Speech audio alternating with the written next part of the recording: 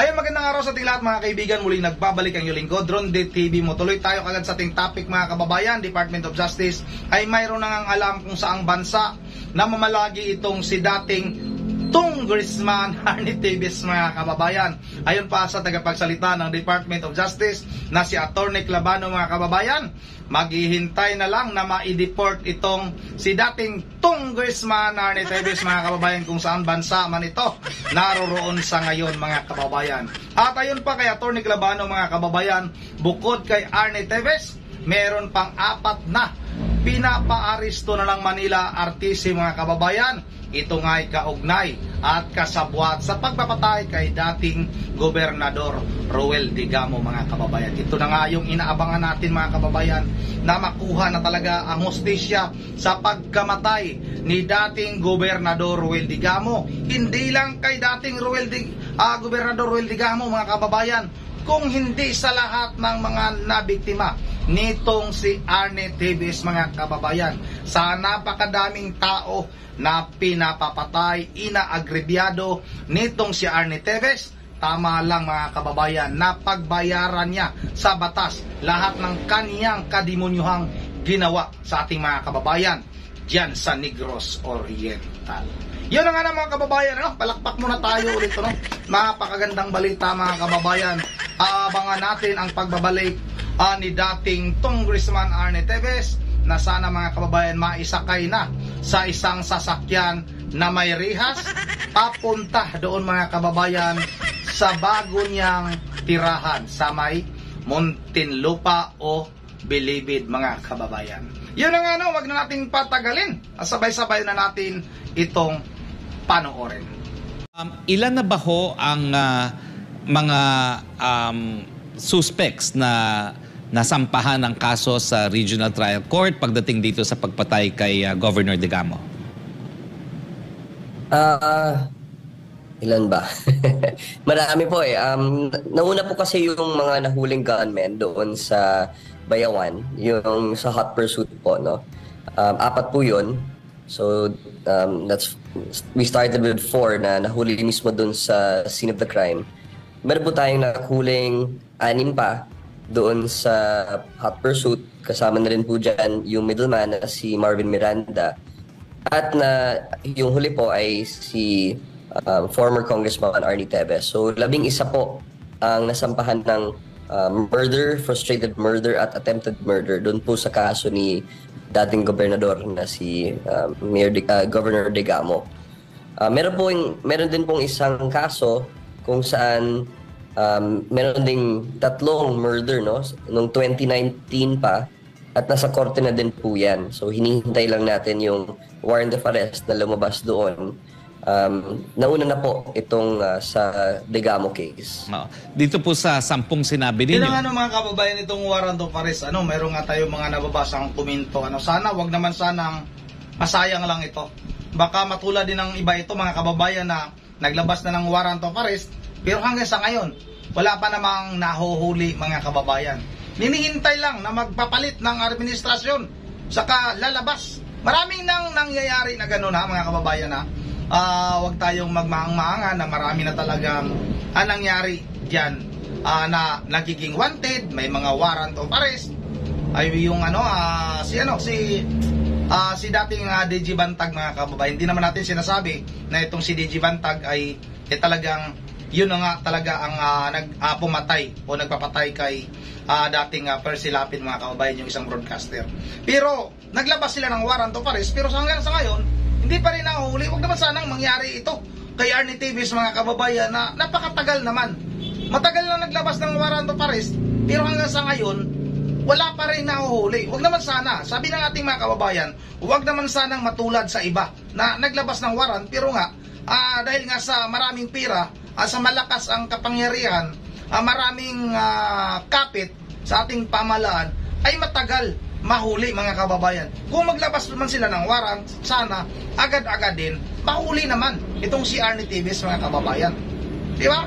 Lang mga kababayan, medyo nakalungkot lang dahil nga sa mga ganong pangyayari. bagamat alam natin na wala sa bansa itong si dating Congressman Arnie Teves, yung natitirabahong siyam, lahat po ay nasa kustodiya ng mga alagad ng batas or hahanapin pa? Meron po tayong apat na at large, no? Kasama na din po dyan si former Congressman Arnie Teves. Meron po tayong isang captain ng kumbaga escape vehicle ho nila, isang alias kapatid po ni Angelo Palagtiw, at si Angelo Palagtiw mismo din po ay na-issuehan ng isang warrant of arrest. Oo. Ngayong meron na pong warrant of arrest itong si dating Congressman Teves. Unang-una, alam ba ho natin kung nasan ngayon si dating Congressman Teves at mag-avail na ba ho tayo ng ano tawag dito? Deportation, no? Magre-request na ba tayo ng deportation doon sa bayan o sa bansa kung nasaan man siya? At saka meron ba ho tayong tinatawag na kasunduan, no, para doon sa extradition kung nasaan man si Congressman Teves? Attorney Harry, actually, meron po tayo mga information from the intelligence community kung saan po si Congressman Arnie Teves. At ngayon po na lumabas na po yung warrant of arrest, ay pwede na tayo yung gumalaw, no? At marami po tayo mga remedies dyan. Isa na doon yung extradition na sinasabi niyo po. Kaya alam po, hindi naman po lahat ng bansa ay meron tayong extradition treaty. Kaya po siguro titignan po natin yung mga remedies natin kung ano yung pinaka-efficient at pinaka-effective na remedy, no? At kahapon lang po lumabas itong warrant of arrest, kaya pag-usapan po natin sa DOJ, sa official po ng DOJ at sa mga ahensya po na nasa ilalim ng DOJ kung ano yung pinakamaganda at pinakamabilis. Well, Asek, pasensya na po, last na talaga sa akin, no? Sa tingin ko po, hindi naman dapat Intel lang ang ating dahilan para malaman kung nasan siya dahil siya ay gumagamit ang passport para makaikot, no? So, alam natin talaga kung saan niya ginamit yung passport niya na huling beses. Pero kung siya po ay nasa bansa na kabahagi ng ASEAN at ngayon po ay nagpupulong ang mga pinuno ng ASEAN, itong pag-aaresto ba ho kay dating Congressman Teves ay isang bagay na pwedeng pag-usapan ng ating Pangulong PBBM doon sa Pangulo kung saan man naroroon si Congressman Teves?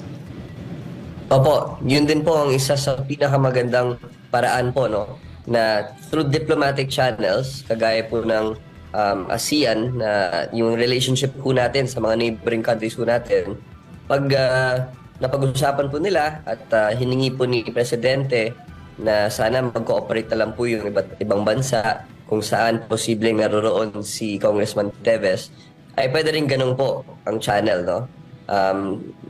Pwede tayo magtulungan doon sa intelligence at sa law enforcement agencies na counterpart po natin para po mahuli na natin si former Congressman Teves po kung saan man siya. Magandang umaga po, Asek. After nito, may inasahan pa ba na warrant of arrest dito kay laban kay dating Congressman Teves?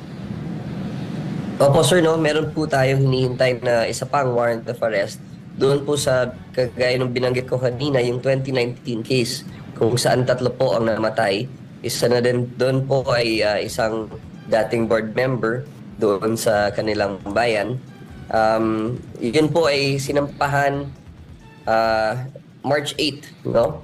At kahit matagal na po yung crime, 2019 pa po, ay naglakas loob lang po recently yung mga yung mga complainants na mag-file. Kaya ito yung hinihintay din nating warrant of arrest po. Yun ang mga kababayan, no? Sunod-sunod na itong paglabas ng warrant of arrest laban nga kay dating Congressman Arnie Teves, mga kababayan. Napakaganda, no, ng sinabi ni Attorney Harry Roque, no, kung hindi ba pwedeng makipag-ugnayan na lang si Pangulong Marcos sa mga iba't ibang presidente kung nasaan ba ito ngayon namamalagi si dating Congressman Arnie Teves, mga kababayan. Maganda ito, bubulungan na lang ni President Marcos itong presidente kung nasaan itong si Arnie Teves, mga kababayan.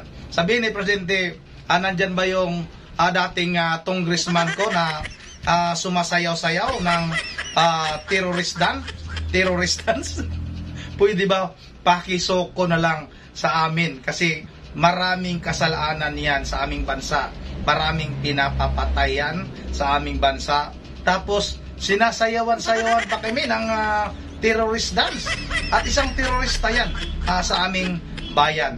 Yun nga mga kababayan, hindi na magtatagal mga kababayan. Hindi pala magtatagal na mahuli na itong si Arnie Teves dahil nga rin sa pakikipag-ugnayan ni Pangulong Marcos, yun nga yung sinasabi ni Attorney Harry Roque at kay Attorney Glabano mga kababayan, tagapagsalita ng Department of Justice. Baka sabihin ng presidente ng kung saan naninirahan itong si Arnie Teves, ayun ba yun? Sige nga, dakpin nyo na yan, nandyan sa may kuiba. Pakihugot na lang, matagal na nagtatago yan dyan. Yun ang mga kababayan, nakakatawa lang talaga na naglabas na ng warrant kay Arnie Teves. Yun ang bago tayo magtatapos, siyempre mag-shoutout tayo ulit. Hindi mawawala yung ating pag-shoutout mga kababayan. Dito muna tayo sa may bandang baba, para ma-shoutout naman natin yung iba. Hindi pa natin na-shoutout. Hoy, shoutout kay Sim. Bakit kasali pa si Henry Teves? Mario Sip, terorista, payagan pang tumakbo. Yun na nga, yun na nga yung haka-haka ngayon, usap-usapan na itong si Henry Teves ay tatakbo ding pagka-congressman sa 3rd District. Shoutout rin kay Maldez 143, ba't ka maghahanap ng tulong kay Diaz? Mayor lang siya. Si Teves mo, congressman. Saan yun? Wala dito siya Goro yun. Nawala mga kababayan. Ito shoutout kay Rosalie Napaharon. Rosalina Paharon, shoutout. Magpasalamat nga kaming taga Kanaway dahil maraming nagawa sila mga Teves dito sa aming barangay Kanaway Station Negros Oriental. Maraming tulong sa mga Kanaway nun si Congressman Arnie at Fred Henry Teves. Si Mayor Fritz Diaz ay di gaanong tumutulong sa mga supporters ng Teves. Magkalaban nga paano mo tutulungan? Kung siguro lalapit kayo lalapit naman kayo ni Mayor Fritz at hingi kayo ng tulong, imposible naman kayong hindi kayo tutulungan. Baka naman lagi kayong pumupunta, tumingi ng pajikas-jikas at sumasali sa parapol ni Arnie Teves, kaya kayo ay nabubula. Subukan nyo namang lumapit. Wala na yung inyong idol na si Arnie Teves. Lumapit na kayo doon kay Mayor Fritz. Shoutout rin kay Warrior, spotted fake news vlogger. Sino kayang fake news sa atin? Lahat na mga sinasabi natin dito, wala tayong sinasabi na kinukuha lang natin base sa ating nahuhugot sa kung saan-saan. Hindi tayo katulad ng ibang vlogger na gumagawa ng kwento. Gumagawa tayo ng kwento, binabase natin sa mga nilalabas na balita. Kung anong balita man, doon tayo kumukuha ng ating ipinapasa sa inyo, mga kababayan. Ikaw, Warrior, okay lang. Kung picky lang, kung sa tingin mo, kakampi ito ni Arnie Teves. Huwag na natin pansinin ito. Junkie Siraw Gayon, shout out. May kaso bawal tumakbo, bakit pinayagan nyo? Shout out kay Isaac Sor, ang Ginoo nag-uban ninyo. Salamat, Mayor Ampulang. Shout out kay Ramon Florentino, kinasuhan na pwede pa ba tumakbo? Robert Tawadan, idol, shout out kahit bilhin pa ng mga Teves ng 1 milyon kada tao, hindi na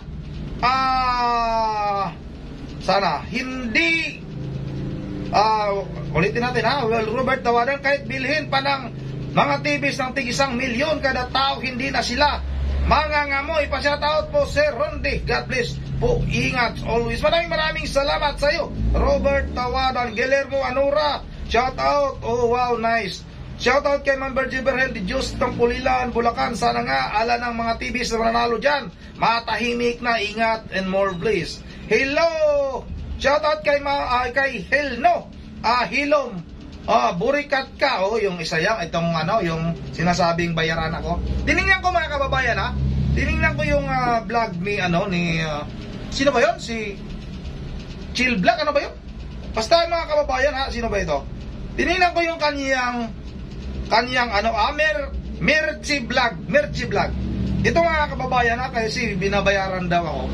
Tinignan ko yung kanyang YouTube channel. Sus mga kababayan, kawawa pala itong tao na ito. Kaya hindi niya alam ang buhay ng vlogger mga kababayan. Ang kanyang subscriber ay 1 something lang subscriber, 1,000 mahigit. Tapos yung kanya mga views umabot na ng 10, 20. Kaya hindi niya alam mga kababayan na may sahod dito sa YouTube kung talagang ikaw lang ay honest ka lang dito sa iyong ginagawang pagbibigay ng mga reaction video. Wala kasing alam ito mga kaibigan. Ang akala siguro niya, porkit kumakampi ka sa isang tao na naaapi, ay may bayad yun. Wala yun, walang bayad yun. Depende siguro sa pagkatao mo. Pero sa akin mga kababayan, ni piso, wala tayong kinukuhang bayad. Masaya na tayo sa ating tinatanggap kay YouTube. May sahod tayo kahit paano, kahit maliit lang mga kababayan. Okay na sa atin yun. Walang alam itong si Mercy Vlog mga kababayan, dahil nga wala palang alam ito sa buhay YouTuber, sa mga buhay ng mga nag-vlog. Walang alam ito.